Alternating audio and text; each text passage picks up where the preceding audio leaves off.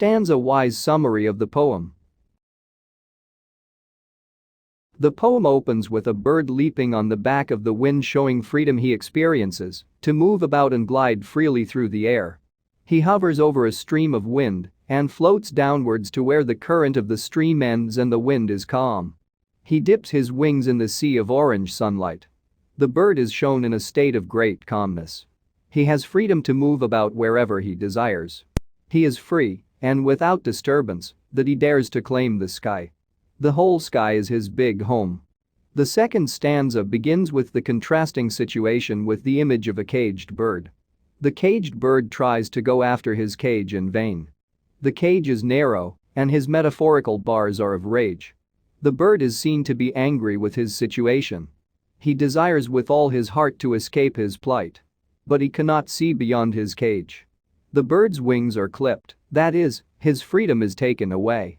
Wings are associated with flight, which in turn is associated with freedom. The expression "his wings are clipped" means that the bird's freedom is forcibly taken away. He cannot fly, even if he desires. His feet are tied. A bird tying to the ground represents an image completely opposite to his true nature of flight. This represents the fact of alienation of the bird. But the most important thing is that despite being in this utterly despondent predicament, the caged bird opens his throat to sing. That seems to be his only joy and achievement in life. The caged bird has a wavering voice. He is singing of freedom, something he does not have. The idea of freedom is his dream he cannot achieve. So, he sings about it. There is fear in his voice. He had never known what freedom tastes like, but hopes to have it for his own. His voice can be heard from distant places, on hills where he inspires others to dream of freedom.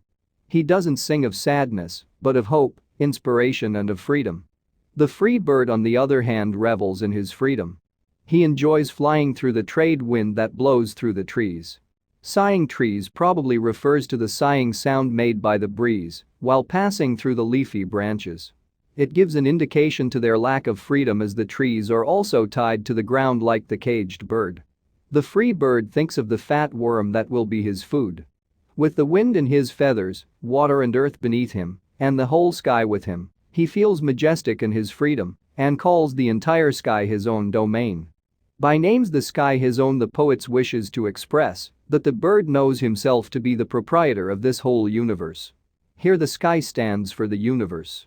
The caged bird inversely knows that he is not flying in the sky, that he is not free, but a captive.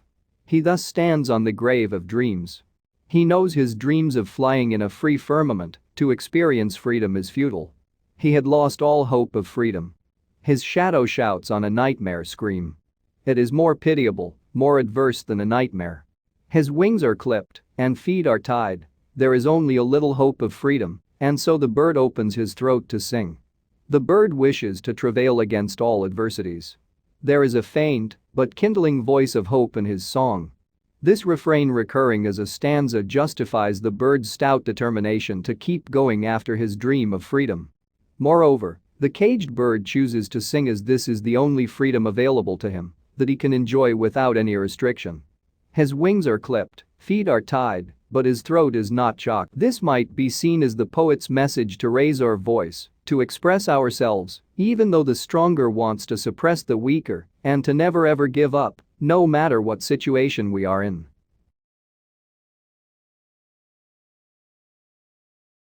Thank you for watching.